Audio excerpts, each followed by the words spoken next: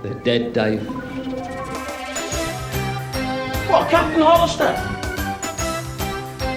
Everybody's dead, Dave. What, Todd Hunter? What, Selby? Not Jen. He's dead, Dave. Everybody is dead. Everybody is dead, Dave. Hello, welcome to Everybody is Dead Dave, the Red Dwarf review podcast where we're making our way through every episode of the series from the beginning to the end, or from the end to the beginning, maybe. And that we is myself, Phil Hawkins, long-term viewer of the programme since the 90s, and Adam Martyn, relative newbie. Relative newbie, yes. I'm going to get this on a badge for you, relative newbie. Newbie. That's what I always introduce you as now. Yes, a Red Dwarf viewer of just over a year now, in fact. So, yeah. Indeed. And this is another one of our special episodes where we are taking a deviation. Is that the right word? We're diverting. We're diverting from the path of the TV series for a brief moment. A sidestep. A sidestep into another dimension. We're holly-hopping into another dimension to look at some of the auxiliary things around Red Dwarf, one of which is the novel Infinity Welcomes Careful Drivers. This is a book released in November 1989, which is the same month that Series 3 started on the television. Yes. And it basically sort of retells the story up until that point with some expanded backstory for our characters. Some things happen a little differently as well. Here and there. Yeah. I mean, I don't. We're not going to do our usual thing, because usually when we go through the episodes, we go through it kind of scene by scene almost, and talk about everything that happens in it. I think that would take too long for a novel. For a 300-page book, yeah, we might be here quite some time. We might be here, but let's start just at that opening section anyway, because that's where a big chunk of the expanded backstory is, because we get to see or get to read about how Lister got onto Red Dwarf in the first place. Yes, yeah, and we get to, I guess, get a taste of what his life was, like you say, what his life was like what human society was like, or where, because I think it says in the opening bit of the book, it states how, because it's the late 22nd century, I think, and man's resources, or Earth's resources, I should say, have been depleted. So of course humanity's expanded across the galaxy, and I think we start, is it in Mimas, which is one of Saturn's moons? Yes. Yeah. I got the feeling from this that humanity hadn't expanded at this point much past although it didn't directly say this, I just got the feeling, because they were all talking about the moons of various planets which are in our solar system, that humanity hasn't expanded past our solar system. Yeah, like it's not like one of those like sci-fi things where it's like, oh, we've moved on to like a new galaxy or a new. It's all still very much like what we know, like you say, in our solar system, but we've gone a little further than the moon. Yeah, in real life, they're on the moon of Mimas. That's Mimas, not Mimas. Mimas. I don't know how you Mimas, pronounce these things. That's the thing when you're reading a book, you can't necessarily get the pronunciations. What I love though is in like this opening bit where we follow Lister and he's going about his day, like that commercialism in society is still very much a thing. I think there's a section I remember where he's like he's either driving past, he's driving wherever, and the book lists out various ads he's seeing or like products or things like that.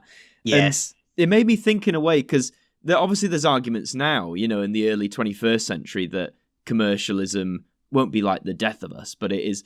Isn't there an argument to say like commercialism is like numbing us in a way, or make like the presence of like advertisements, social media? Do you know what I mean? It made me think of that almost. How like I wonder if when we did expand in our solar system, whether those traits of commercialism and I guess capitalism as a whole, if you like, still. Do you know what I mean? I don't know if you've seen it, but literally today I saw a news article from, I think it was on the Independent newspaper, about apparently a group of economists put forward the suggestion that in order to help solve poverty, what they should do is privatize the moon.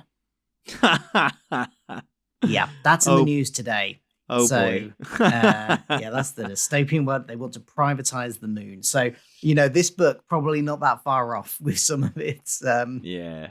its things about capitalism and Eerily consumerism present. in this book. It does deal with it quite a bit. There's a bit later on. Maybe we'll save it to talk about a bit later on when we start Yeah. talking about Crichton and his origins. But there's a definitely, and it specifically name checks some big brands that Certainly are around does. at the moment as well. So I think Yeah. that's one area that, and Red Dwarf the show, despite the fact that it's comedy, especially in those first 2 years, which was around the era when this was being written, did seem to deal with more weighty issues, almost more than they did later on. Yeah, I don't know, maybe, and in this book as well, because obviously it's probably something we'll repeat a lot, but in a book, obviously, you don't have to worry about like budget as you do with TV in terms of like the scale of stories, this opening bit, like we're talking about, Lister being on this moon, and we'll talk more about it in a minute, but like what he gets up to. Like, I'm trying to think, how could they have achieved that on a 1988 BBC TV budget? Do you know what I mean? It probably wouldn't have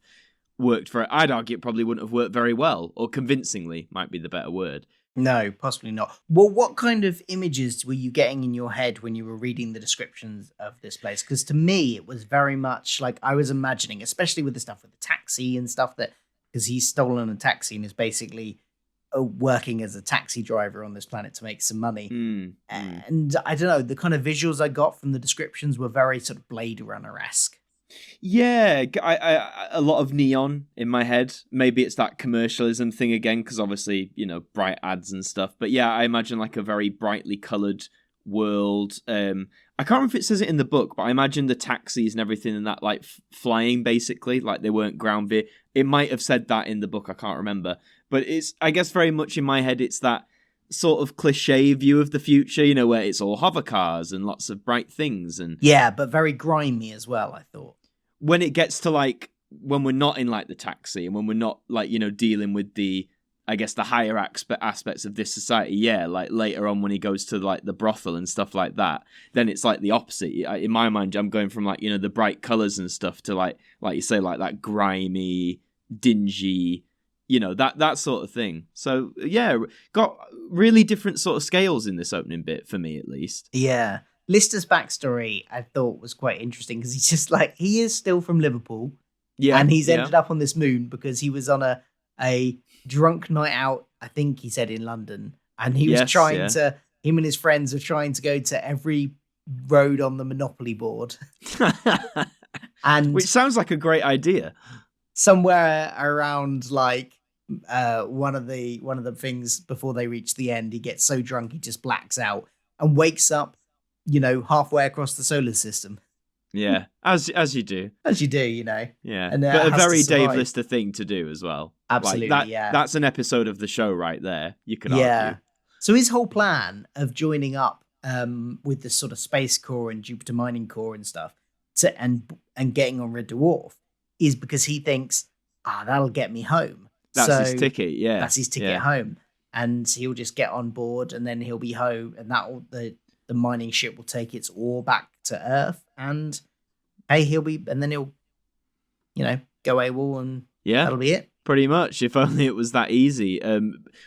Describing though, before he gets on Red Dwarf, like the fact he sleeps in a bush station locker, that was very visual for me. Like the book, to be fair, was very descriptive in like how he has to proper like contort his body to fit in this incredibly small space, and how he's either getting mugged for his money or there's a great passage I think where he's just earned whatever the money is for the day, the £1, and he's really happy, and then he has one drink, and then he has another and another.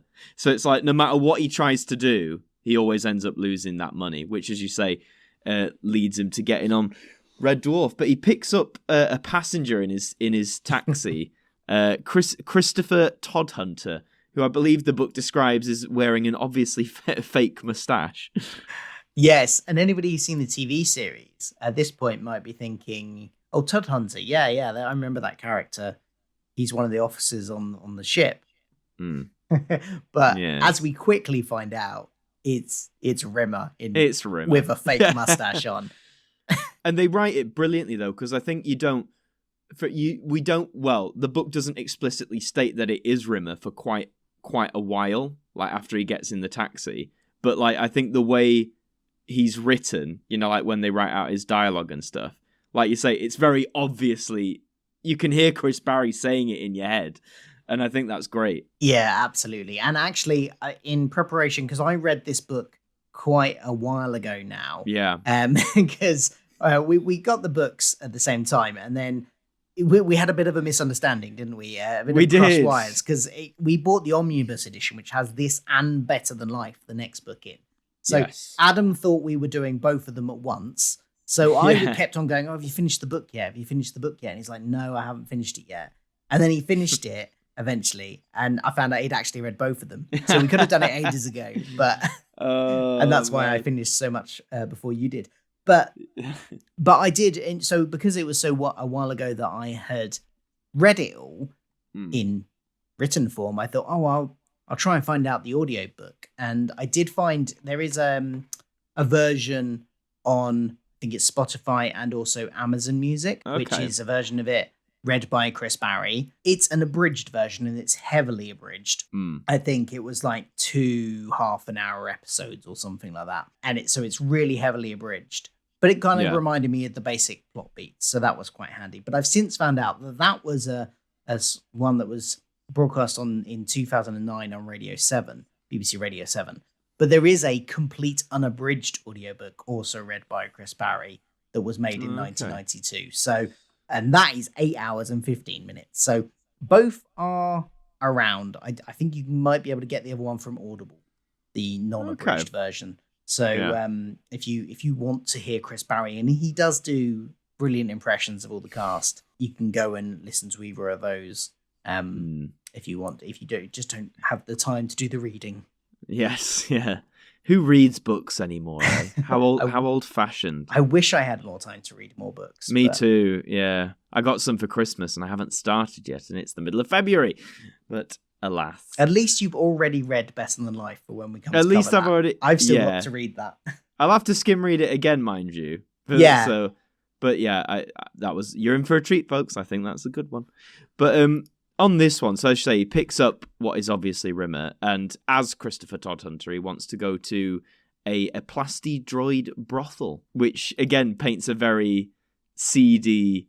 I don't know about for you, but like a very seedy tone in my mind's eye of the sort of place that they go into, and the sort of plasti droid, like the idea that it's sort of robots acting in that role. You could argue again that's sort of taking off now, maybe not in terms of like brothels, but there are, how do I skirt around this? There are some robots out there that are, being designed for said purpose. So it was quite eerie to read, because obviously back then, that was like a distant concept, but reading it now, it's like, ooh, this is somewhat occurring. What I like about when they're both in the taxi together as well, is that they're kind of their future relationship to each other, and how their kind of adversarial relationship to each other is already established in that scene, and how he's basically, Lister is constantly mocking him, like from the second he meets him. Yes, yeah, definitely establishes that straight away. Yeah.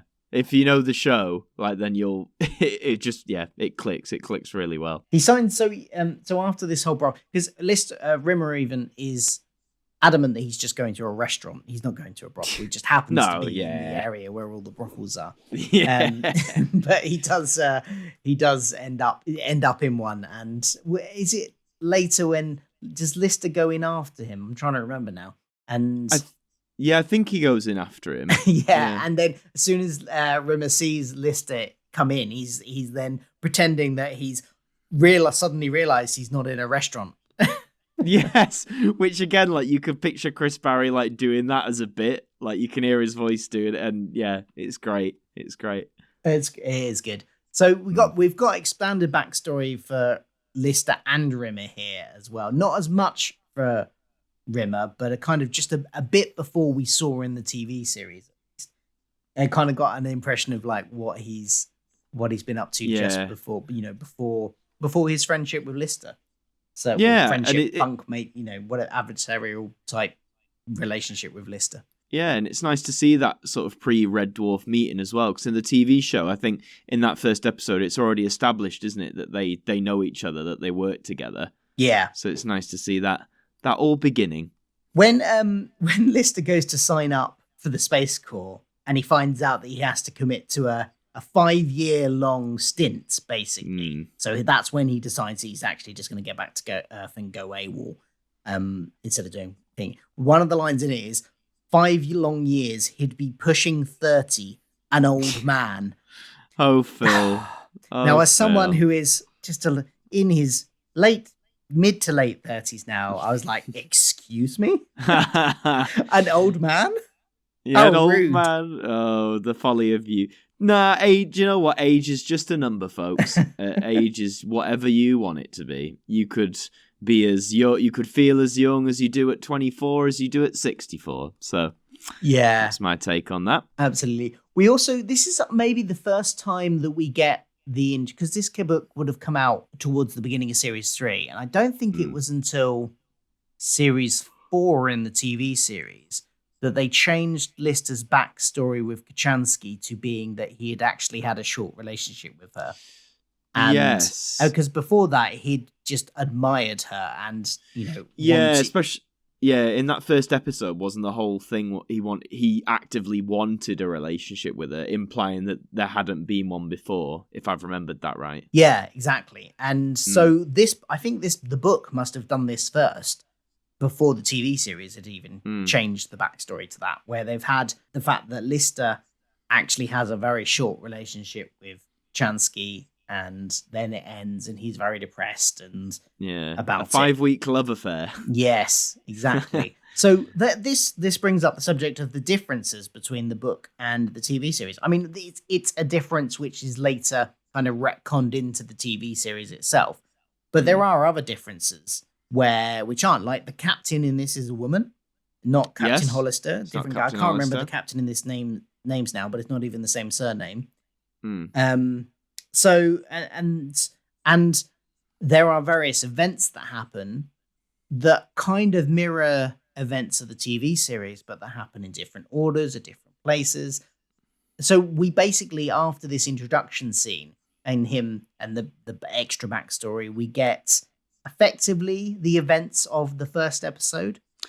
Yes, which of course was the end and what develops there. And I've just skimmed through to remember as well the captain's surname is Kirk.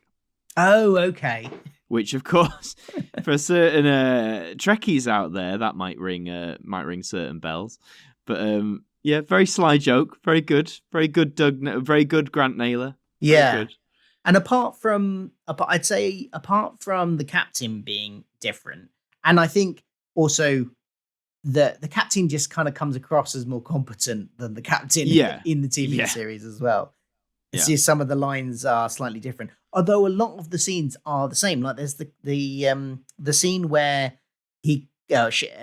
Lister is confronted by the captain about the cat, about what the photo in the lab and everything, and that is almost word for word exactly the same as there's moments throughout the whole book, really, like the ones that reference different episodes where I noticed that like the dialogue is almost verbatim, like they've just taken the TV script. But I find I guess it's a common and quick way, I guess, to like help fill out a book. Like, I mean, for any Doctor Who fans, if anyone's read the old Target novelizations, not all of them, but a lot of them, especially the early ones from the 70s, if you know those episodes well, the TV ones, you read the books and in your head you're going, wow, yeah, this isn't just like a retelling, this is like verbatim from the script. So it kind of reminded me of that with only certain sections, though. I like how most of it is almost like a completely original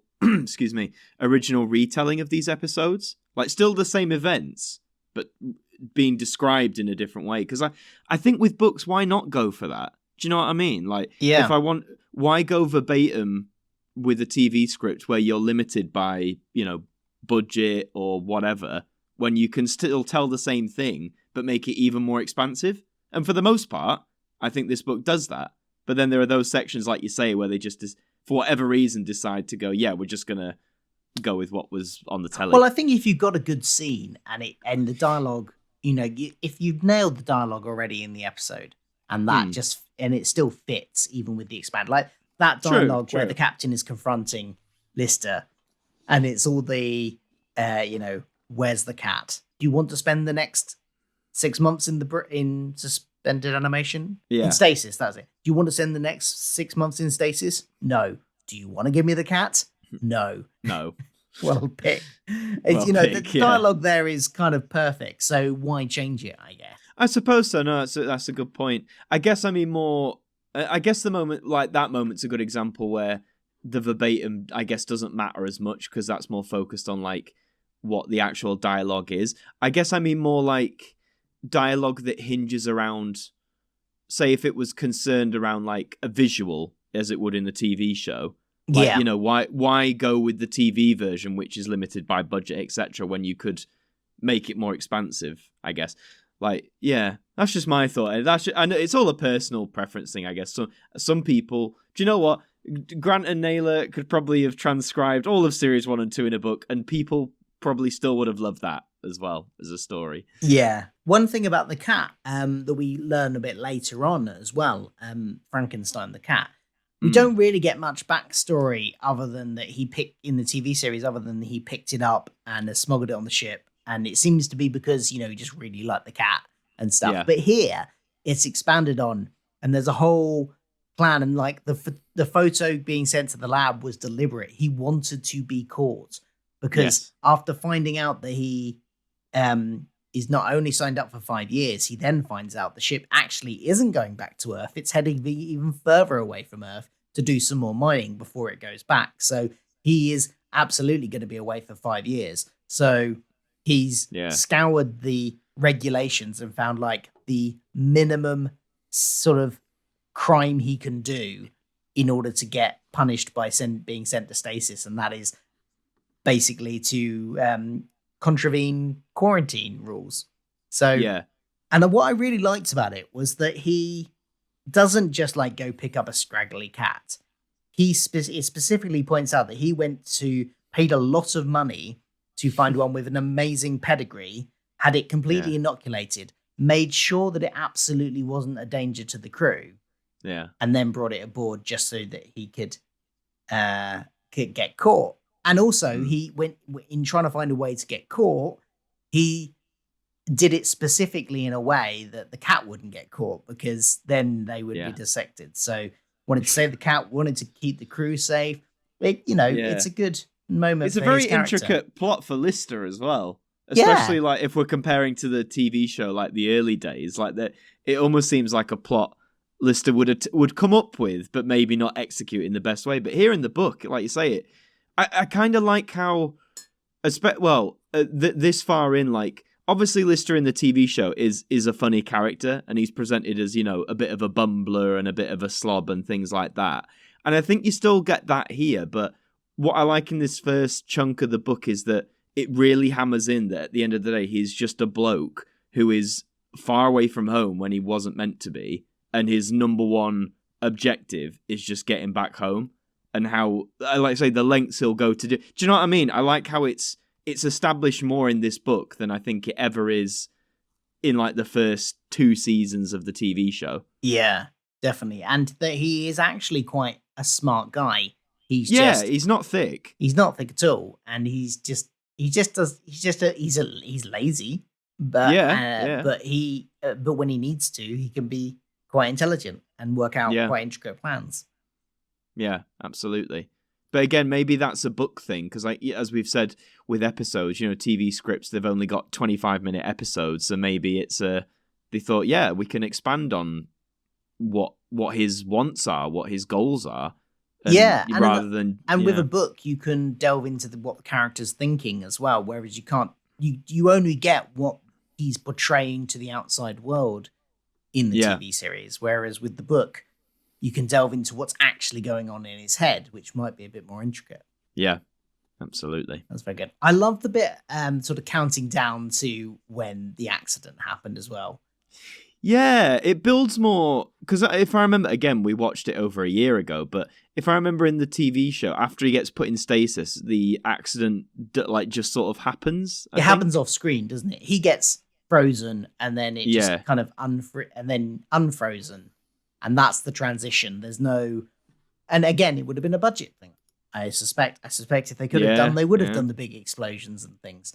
But here we get it kind of explained and described. And I particularly love the fact that they added this bit about Rimmer deciding that, because he's studying for an exam and has failed his exam again, and he's just like so fed up that he decides that he's going to put himself in a stasis pod.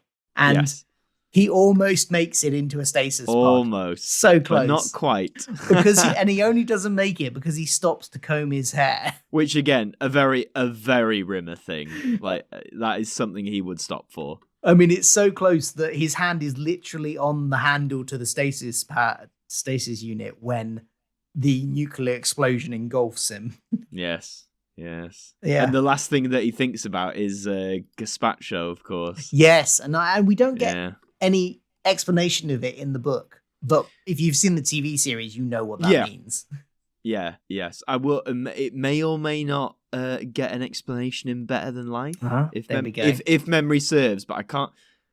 Because obviously in the TV show, like we say, it does get explained, and in my head, I'm certain I've read that on good old black ink on white paper, but I'll find out next time. But yeah, that's a neat little reference there. And then we get again scenes playing out a little bit very similar to how they did in the TV show. Lister gets revived, and it's all he's dead, Dave.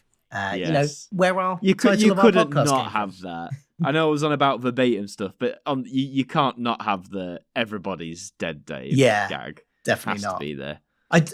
After that, once he's found out, and especially once we find out that Lister's been brought back as a hologram as well, we get more of a sense of Lister kind of just completely losing it. He falls apart completely and gets like raving drunk every night. He's asking why Holly revived Rimmer, which he does in the thing as well. But he's just like, he's absolutely completely losing it.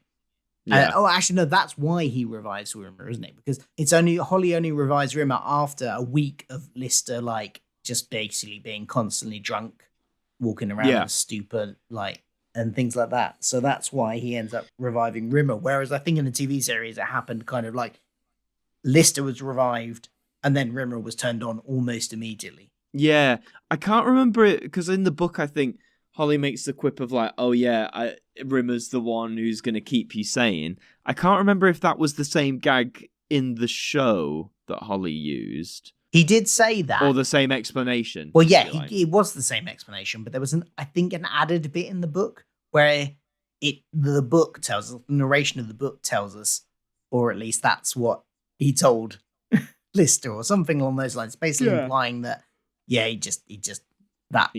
that wasn't really where he hadn't really done the calculations to work out if he would be the best person. He'd just done it. Well, Holly is a little computer senile, as he is in the show. So that's another thing carried over. Yeah.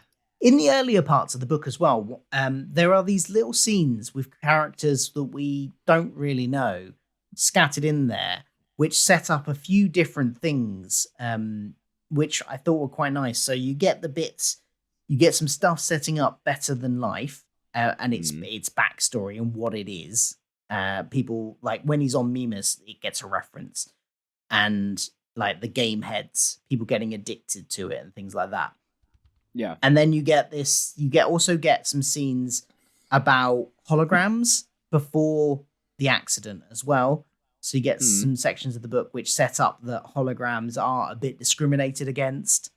There's a class system. They're basically a lower caste of people. And so that's a sort of an added element, which I thought is quite interesting. They don't massively go into it with Rimmer. No. They kind of skirt around it. He mentions it a bit, but I wonder if they're going to do anything with that in the future, in Better Than Life, for instance. Yeah, I guess it's like maybe they just thought it's a good opportunity to do a little like world building that they never really got the chance to in the show. Because I think in this book, like you say, Rimmer mentions it a tiny bit, but it's never really used as like a main talking point again in the book. It's like you have but I kind of don't mind it. Like, it doesn't feel wasted. I like learning about. I think especially because obviously we've seen the show first. I think it's nice that we've got these extra bits about this world, because I guess we wouldn't have known that, because I don't think they even mention anything like about where holograms fit into like society in the TV show, if memory serves. I don't remember them talking about it. No, not really. Just on on a ship level, but not. Yeah. Yeah. Here's a question though, just before we carry on, just because I'm thinking, we've kept saying obviously we've both seen the show before we've read this. Do you think this book would be good to give to someone who's never seen the show, or do you think seeing the show, even just series 1 and 2, is a must before you read this? I think it can work as an independent thing. It does shift away from the narrative of the TV series in a way. Anybody that picks it up thinking, oh, this is going to be an introduction to the TV series, might, when they get to the TV series, go, oh, some things are very different. Yeah. Where's all the stuff on Mimas or whatever? Yeah, exactly. Yeah, and why if they're watching series 1, they'll be like, where's Crichton? I think maybe, certainly I think it works as an individual book. And I really like the writing style of it. It's kind of got a, not quite Douglas Adams feel, but kind of almost that kind of whimsical type writing that's a little bit like that, but not quite as out there as Douglas Adams stuff, which I love. Adams-esque. Yeah, sort of hints of Douglas Adams style, of Douglas Adams writing, where just bizarre things happen and the way that people's own thought processes are written and things like that. So I really like the style of writing, and I would have actually, somebody had given me this and I didn't know the TV series existed, I would have enjoyed it as a novel by itself. Yes, yeah. One thing that the TV series does seem to like to come back to, and the novel does as well, is references to Hermann Goering. Because there was one of those in the book as well. I noticed this. I was like, what is it about Hermann bloody Goering that we have to... Oh, I mean, full disclaimer, he's always the butt of the joke. We're not saying he's like bigging Hermann Goering up. He is always the butt of the joke. But yeah, it's a strange recurring gag almost, isn't it? That it's either Hermann Goering or just the Nazis in general. Yeah, they clearly are interested in that area of history anyway. Yes. But here it's used in a kind of like, anybody would have been better to bring back as a hologram than Rimmer, even Hermann Goering. At least I could have gone dancing with him or something like that. Oh, jeez. Don't know about the dancing career of Mr. Goering, but... Then we get the cat is introduced as well. Yes. And the cats have a whole city in this. That's now empty because they've all abandoned the ship. And it's just the cat is left. But that is another thing that, if this had been done on a budget on TV, they would have looked great. But obviously they didn't have that budget. Yeah. No, it's another good case of like a little expansion. It's the same story of how they meet the cat, and it's the same process, but you get a little more. Yeah. We get a little bit more of Cat's backstory as well. A little bit more about the cat's history as a species as well, about how the sort of Frankenstein and had children who had children who had children, and by like the time Frankenstein died, there were like hundreds of thousands of cats, and then they kept on breeding, and then they had a war, and we learned a bit about the war in one of the episodes of season 1, I think, but we kind of get a bit more about the whole evolution of the cats and the different stages of evolution. And I thought that was all quite interesting. Yes. And even Cat himself, actually, we get told that when the cat 2 tribes of cats that believe different things after their holy war left, they left the sort of poor and invalid and stupid there. And eventually it was just an invalid and a can't remember what they referred to it as, but basically just two of people that weren't cats that weren't regarded as very much, and their child was the cat. Their cat, it's the one we all know and love. Yeah. Yes. Although he has no concept of parents. He's No. like, oh yeah, I guess that was my parents, but I didn't really think about it. We kept away from each other most of the time. That's still the spirit of the cat of just being very pretty much like blasé about everything. Yeah, absolutely. So yeah, it was nice to get, because we get a bit more expanded story from the cat as well. Yeah, no, absolutely. And they sort of expand a little bit as well as the book progresses. We would start referring to the episode Future Echoes, which we've noticed that currently we're in series 8 of our rewatch, and the show seems to really love referencing Future Echoes as of late. Yeah, and that's a interesting. Yeah, it does, and that's an interesting thing. I can't actually remember much of that because that was quite cut out of the abridged version of the thing that I read. And I'm trying to remember back what happens with the echoes. So Rimmer tells Lister that one of these echoes shows Lister being blown up when he attempts to fix the ship's navicomp. Oh yes, and yes. you know it's very much like the episode. He's trying everything to avoid it, but then he accepts that it's have to happen when the navicomp does fail. So he's like, right, I've got to do this. But then when it succeeds, that's when we get the old Lister, in the episode where he's got the dreadlocks and stuff. And I think they set that up the same way in the book. It's in the bunk, old Lister's on the bunk. And, do you know what I mean? I think it's written out in the same way. Yeah. This one I guess isn't expanded on too greatly. It's still the same resolution, how it's old Lister saying it was his grandson that saw the ship blow apart, not our Lister, and that at some point he will have 2 sons. Yeah, so that one's pretty much there. So we get sort of a condensed version of the first episode, an even more condensed version of Future Echoes. Then we the only other episode we get a version of is Crichton, which is the series 2 first episode. It is, yeah. This again expands on the backstory. But interestingly, in terms of like the onboard chronology of the ship, it's still quite recent from Lister waking up, whereas in the show it had been a while. Some time passes, yeah.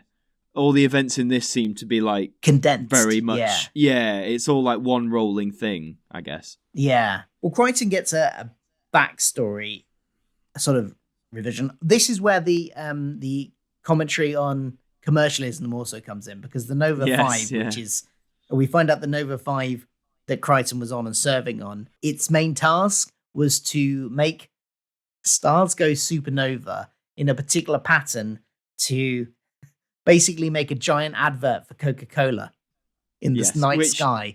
Which sounds about right for Coca-Cola. Yeah, so that they could finally beat Pepsi and them consign Pepsi to history. And the great Coke versus Pepsi battle, which in the 1980s was kind of at its height. It was a very big deal. Yeah. Not so much. It's weird, isn't it? It's today it's not really talked about. They just sort of coexist. But like I say, back in the day, I mean, especially in the US, you can find old TV adverts on YouTube where they're referencing each other by name. They're basically saying, "Oh, we're better than Pepsi," or "We're better than Coke." But you just don't see that now. Yeah, I think that's probably just the profile of fizzy drinks generally has lessened as we become more potentially conscious of their health ramifications. And they probably they're still around. People still drink them, but they're not the height of everybody is drinking.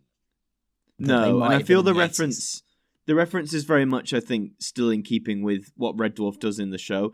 Obviously it's sci-fi, but every now and then it'll include little snippets of the zeitgeist at the time, little references, whether it's to people who at the time of transmission were really prominent, and like a lot of sci-fi or just a lot of comedies do, don't they? They always try and inject a bit of what's going on at whatever time it is. Yeah.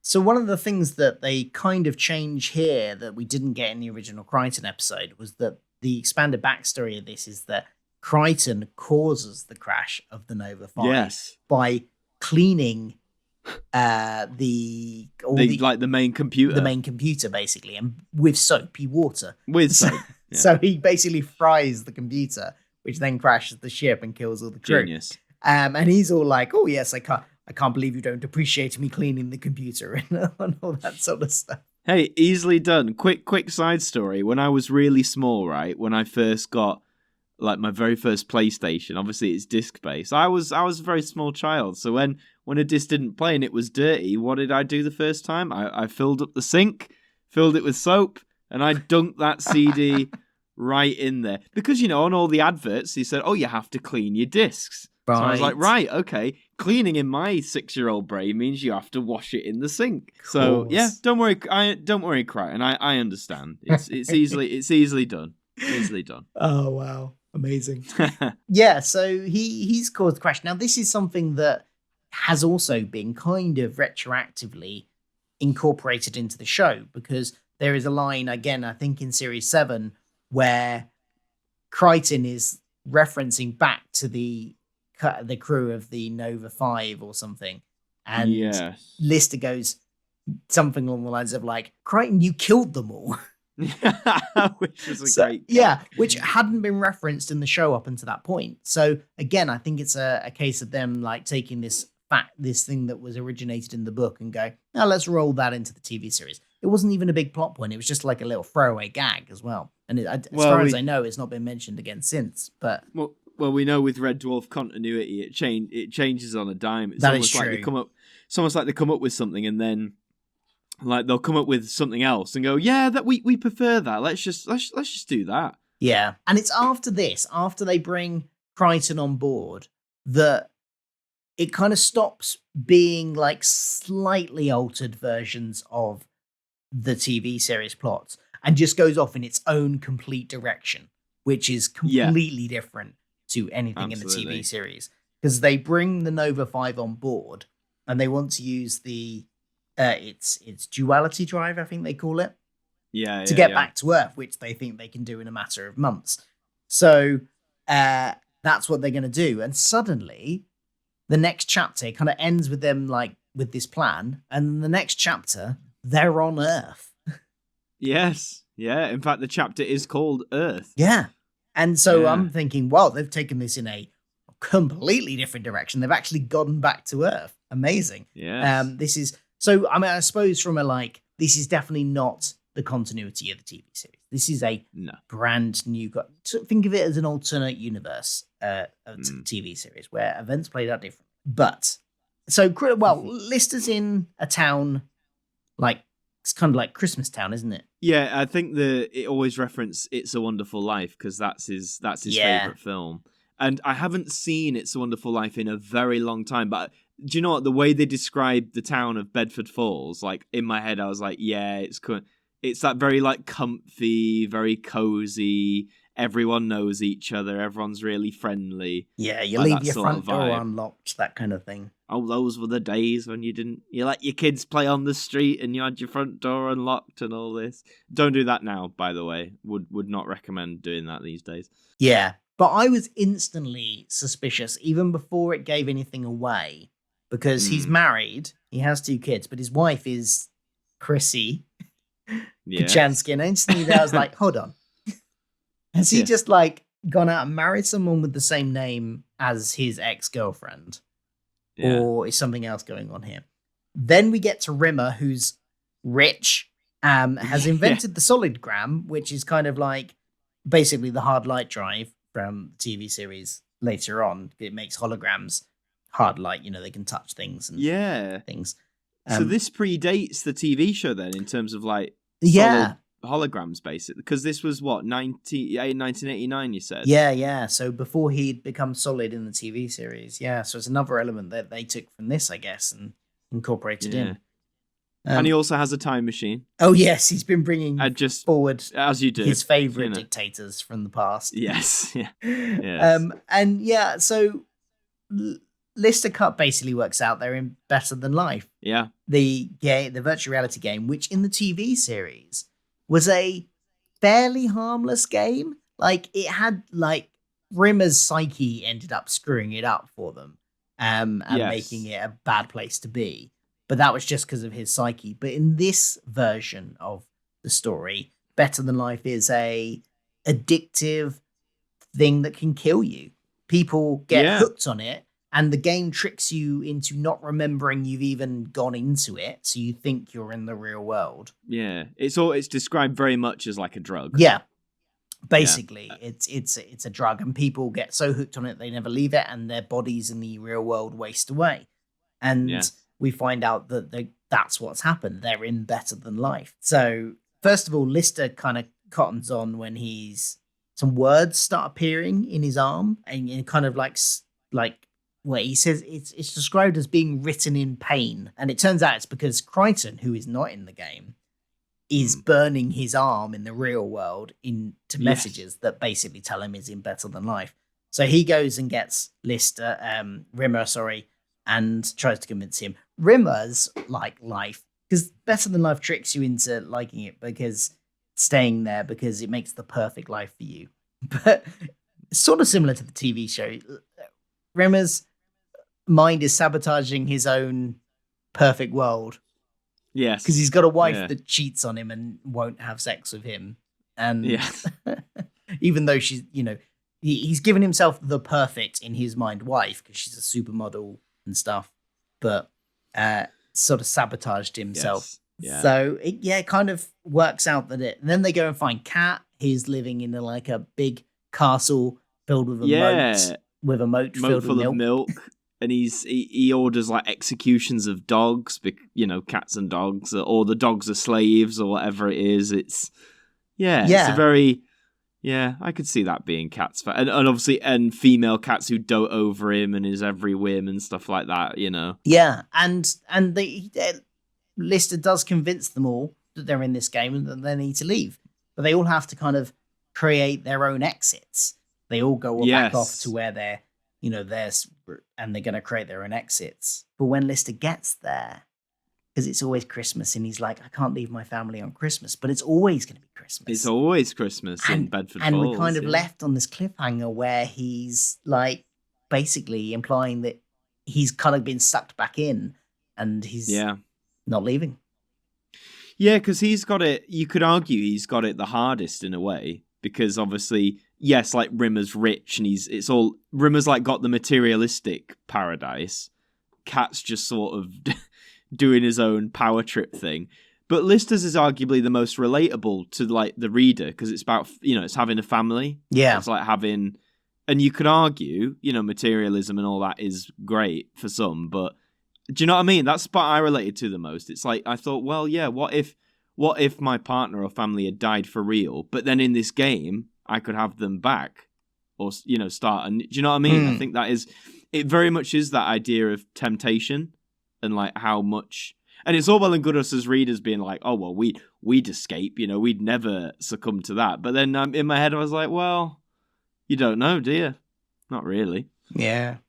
Well, so yeah, no, I like the sort of cliffhanger ending. Yeah. I mean, if you know the show, I'd argue maybe you'd have an inkling of where it might go, but in terms of just the story, if you were reading this for the first time, you hadn't seen the show, I think I'd want to read more. Do you know what I mean? Yeah. I want to see where this goes next. And even though I'm sure in the next book they will end up getting out of it, I mean, you don't give me any spoilers. This is a turn up for the books, isn't it? You know what's going to happen, and I don't. Yes. Yeah. Don't give me any spoilers. I'll keep it's quiet. Usually me that has to avoid giving you spoilers. But I don't know. I'm obviously assuming they're going to get out of it in the next book, but I don't. This is so different from the TV series, this plot, this Better Than Life plot, that I have no idea how they're going to get out. I don't know how it's going to go.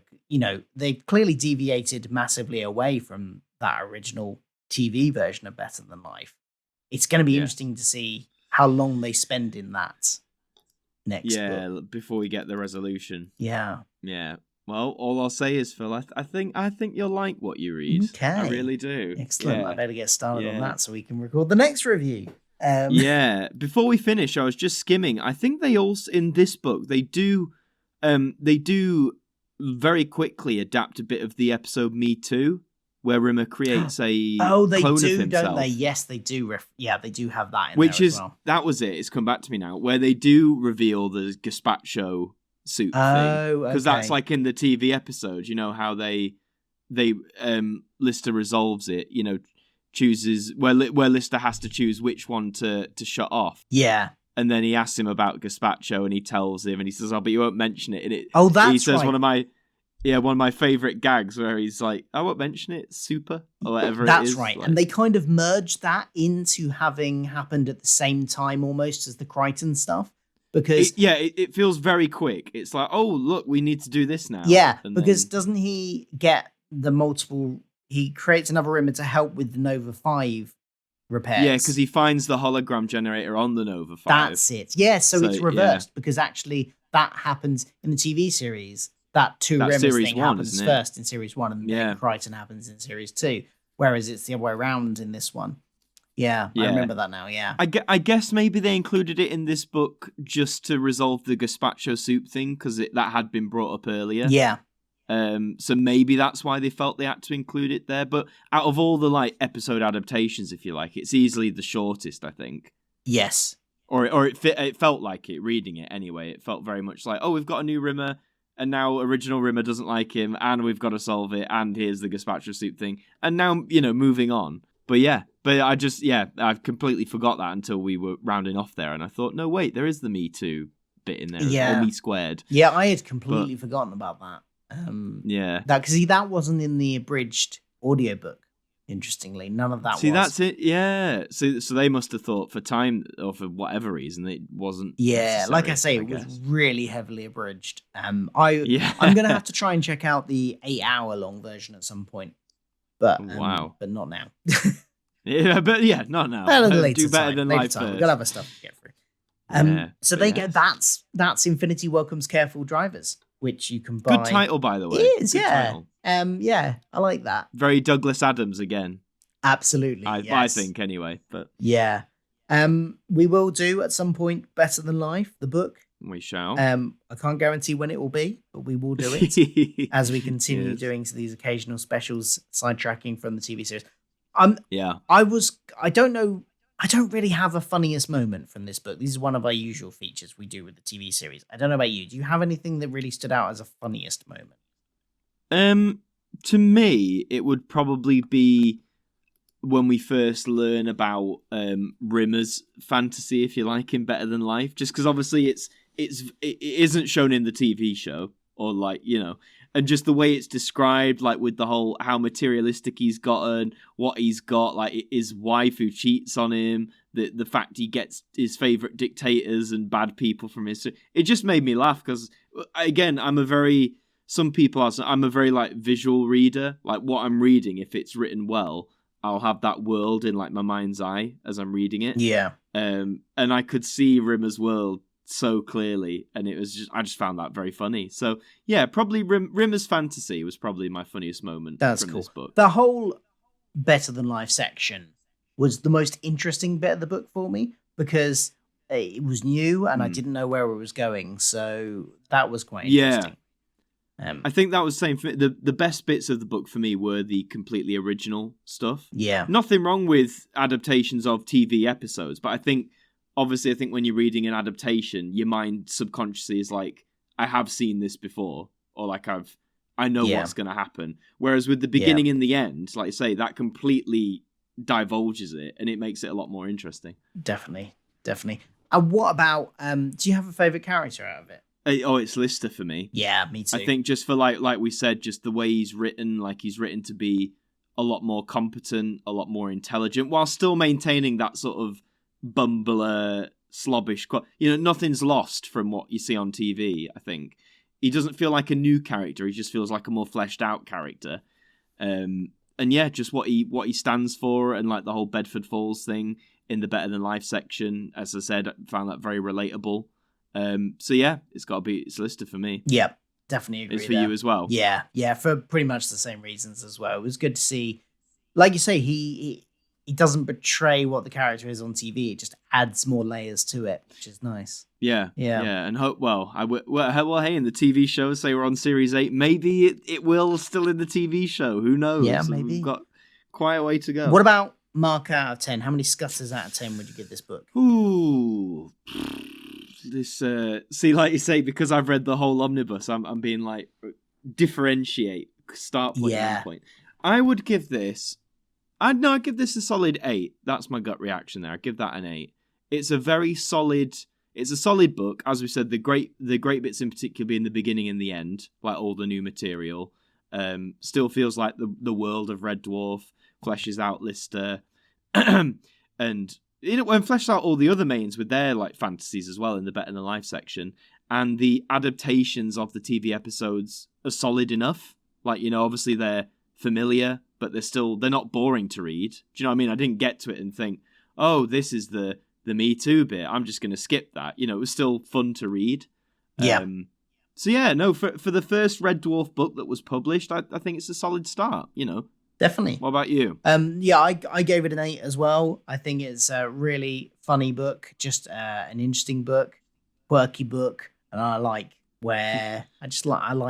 not knowing where it's going to go. Yeah, it's kind of Adams-esque, as we say. Yeah, Adams-esque indeed.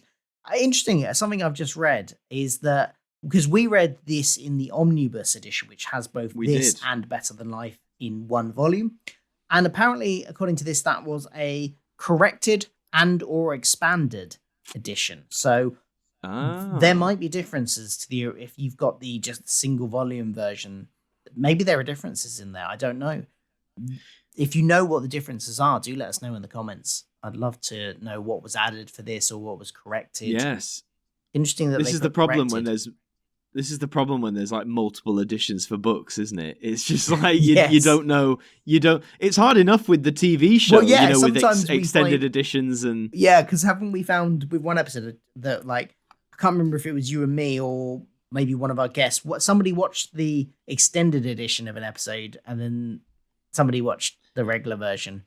So yeah.